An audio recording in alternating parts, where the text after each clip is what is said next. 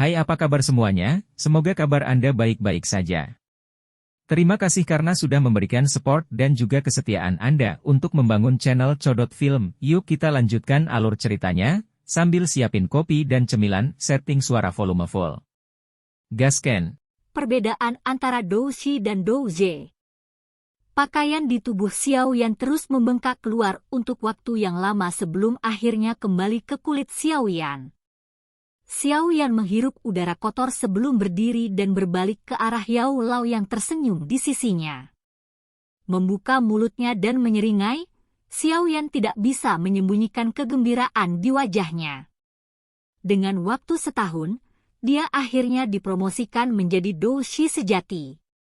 Selama ini, ia telah mengerahkan banyak tenaga dan keringat untuk mencapai kesuksesan yang seperti kupu-kupu yang keluar dari kepompongnya. Menjadi seorang Doushi berarti Xiaoyan telah meninggalkan kelas yang mayoritas orangnya ikuti.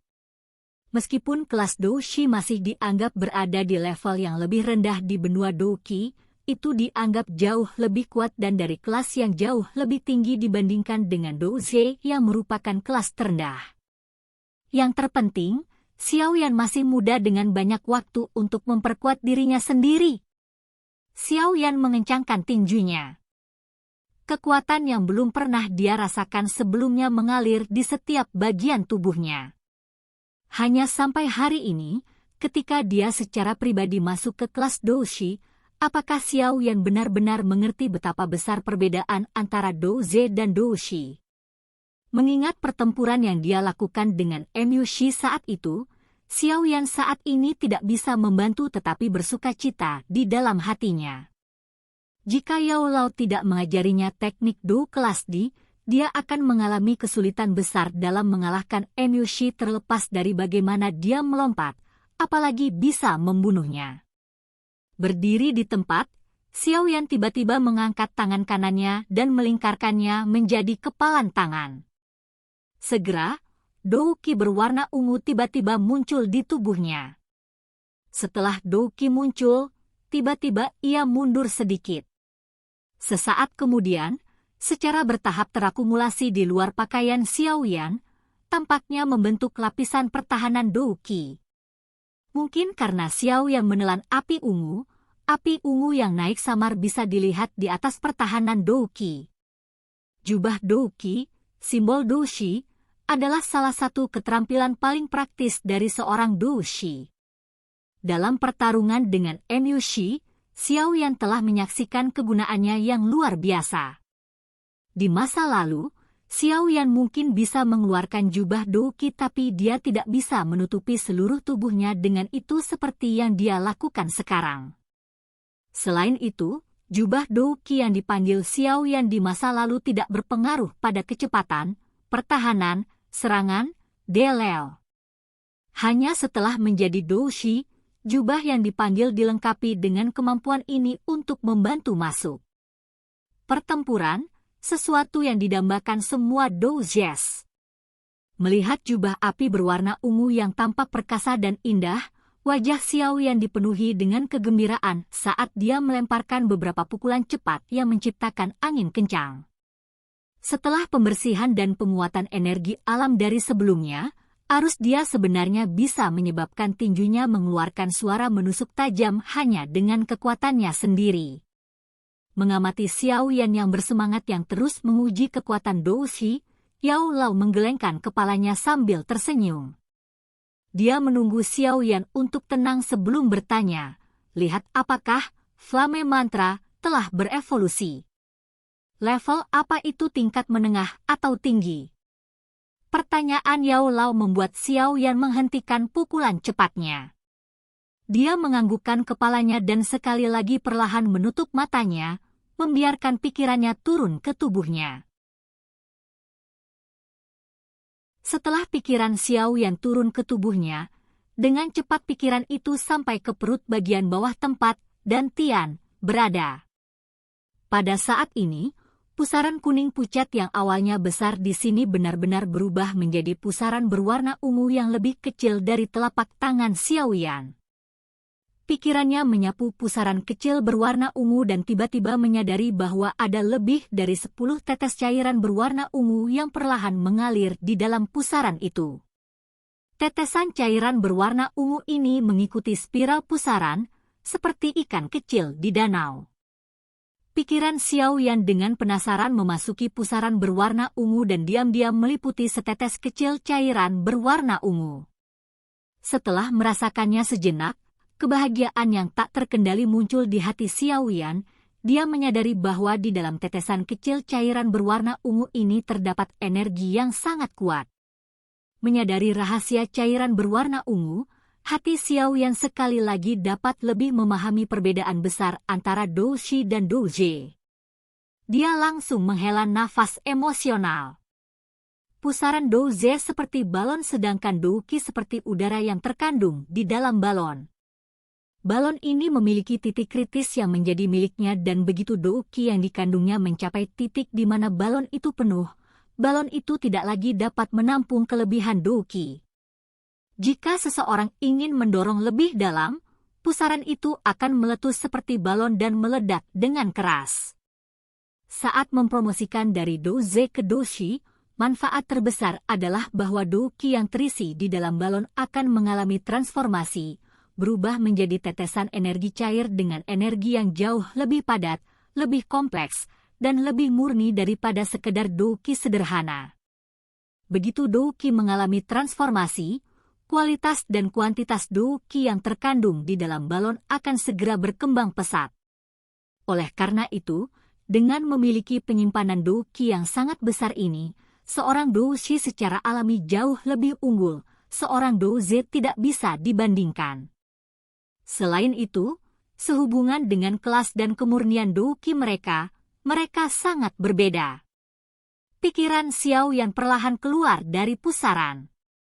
Setelah penyelidikan sebelumnya, Xiao Yan dapat memahami bahwa meskipun tetesan cairan ini tampaknya hanya seukuran kuku, sepertiga dari Dou Qi kuning pucatnya sebelum menjadi Dou Shi akan dibutuhkan untuk membuat salah satu dari tetesan kecil ini. Energi cair. Dari sini, jelas terlihat jenis energi apa yang terkandung dalam setetes kecil ini. Saat dia menyaksikan pusaran yang berputar perlahan, pikiran Xiao Yan bergerak sedikit. Benang Dou Qi berwarna ungu segera mengalir keluar dan mulai mengalir melalui jalur Qi yang ditentukan oleh metode Qi, Flame Mantra.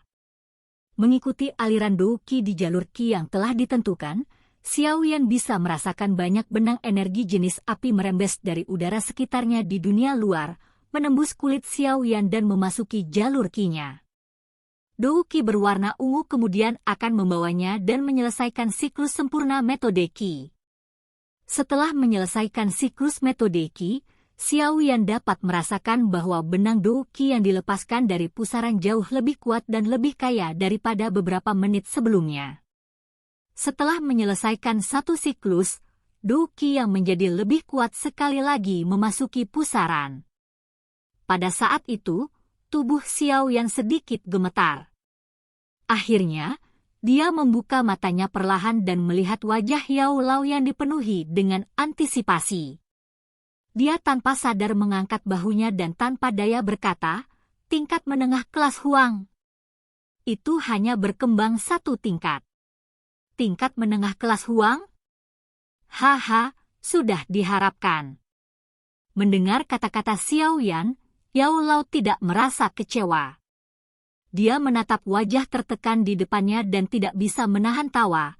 Evolusi metode Qi ini membutuhkan energi yang sangat besar dari api surgawi.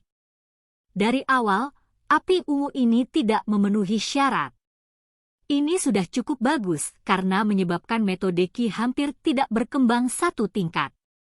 Selain itu, dengan mengandalkan keunikan, Flame Mantra, metode Qi tingkat Huang Tengah saja tidak kalah dengan metode Huang Qi tinggi lainnya. Anda harus puas. Mendengar ini, Xiao Yan hanya bisa menganggukkan kepalanya sambil tersenyum pahit. Meskipun dia tahu itu tidak mungkin, hatinya terus menunggu keajaiban terjadi. Mungkin metode Qi bisa langsung melompat ke metode Qi kelas Xuan. Namun, Dari kelihatannya, keajaiban ini sedikit khayalan. Api surgawi, menelan, api ungu, telah memberiku penderitaan yang luar biasa, tapi efeknya tidak terlalu penting. Jika saya benar-benar bertemu dengan api surgawi, akan sulit untuk mengetahui siapa yang akan menelan siapa. Xiao Yan menggelengkan kepalanya tanpa daya. Meskipun Xiao Yan tidak pernah secara pribadi mengalami kekuatan api surgawi, dia samar-samar bisa merasakan betapa menakutkannya nyala api berwarna putih mengerikan dari Yao Lao ketika yang terakhir sedang memperbaiki obat.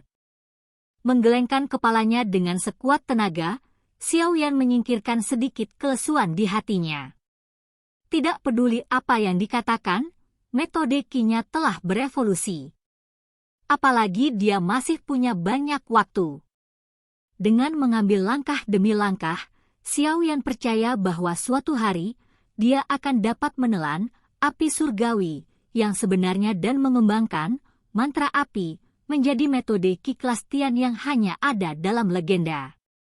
Melihat Xiao Yan secara bertahap pulih dari keadaan tertekannya, Yao Lao tersenyum.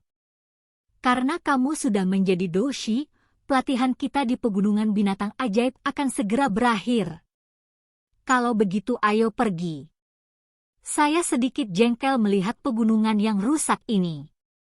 Ya, besok kita akan pergi. Yao Lao menganggukkan kepalanya saat dia merenung dengan keras. Jika kita menghitung waktu yang kita habiskan di sini, hanya ada 8 bulan waktu lagi sebelum kita perlu pergi ke Mystic Cloud Sect untuk perjanjian 3 tahun. Mendengar ini, tubuh Xiao Yan gemetar dan tatapannya menyapu ruang di luar gua. Beberapa saat kemudian, dia mengerutkan kening dan berkata, "Aku ingin tahu level apa dia sekarang." Hehe. Anda bisa rileks. Di waktu yang tersisa, saya mungkin tidak dapat membantu Anda menjadi dadoshi, tetapi dipromosikan oleh beberapa bintang dalam level doshi seharusnya tidak terlalu sulit. Kata Yao Lao dengan lembut. Ketika kata-katanya mencapai titik ini, ada sedikit jeda sebelum dia melanjutkan dengan senyuman. Selain itu, bahkan jika ada alasan tak terduga yang menyebabkan kekuatannya meningkat sedemikian rupa sehingga jauh melebihi dirimu, kamu harus percaya bahwa tubuh tua ini saya tidak akan membual. Di dalam kekaisaran Jia Ma ini, tidak ada banyak orang yang saya anggap, bahkan jika itu adalah pemimpin sekte Mystic Cloud Yun yang kekuatannya termasuk dalam 3 besar di kekaisaran Jia Ma. Haha, saya tidak pernah meragukan kekuatan guru. Jika Anda mengatakan itu mungkin, maka secara alami saya akan mempercayainya. Diberikan jaminan untuk menenangkannya, Xiao Yan merasa jauh lebih santai saat dia menjilat Yao Lao. Sambil tersenyum melebar di wajah Xiao Yan dengan ekspresi angkuh, Yao Lao melambaikan tangannya dan berkata, "Besok, kita akan meninggalkan pegunungan binatang ajaib.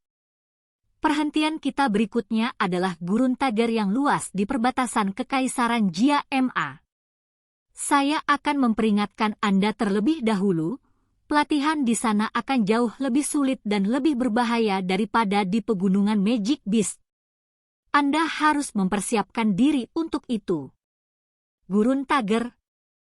Kedua kakak laki-lakiku sepertinya berada di sekitar area itu. Jika saya punya waktu, saya bisa melihat jalan saya. Membuka mulutnya dan menyeringai, Xiao Yan menepuk dadanya dan berkata kepada Yao Lao, "Selama aku bisa menguatkan diriku dengan cepat tanpa efek samping yang merugikan, kamu bisa melempar latihan yang sulit padaku."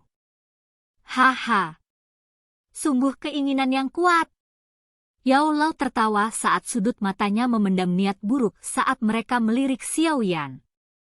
"Saya harap Anda tidak akan mundur ketika saatnya tiba. Tetapi pada saat itu, bahkan jika Anda menginginkannya, saya akan dengan paksa menendang Anda kembali." Sambil tersenyum canggung, Xiao Yan dengan cerdas tetap diam. "Baik. Kembali dan istirahat. Besok pagi kita akan pergi." Saat Yao Lao hendak kembali ke atas ring, tubuhnya tiba-tiba bergetar.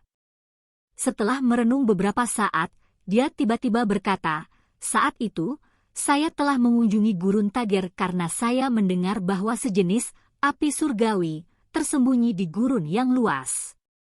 Sayangnya, saya tidak berhasil menemukannya. Jika Anda beruntung, Anda mungkin memiliki kesempatan untuk." Setelah mengatakan hal ini, Yao Lao tidak repot-repot melihat mata Xiao Yan yang cerah. Tubuhnya bergoyang dan masuk ke dalam ring. Api surgawi.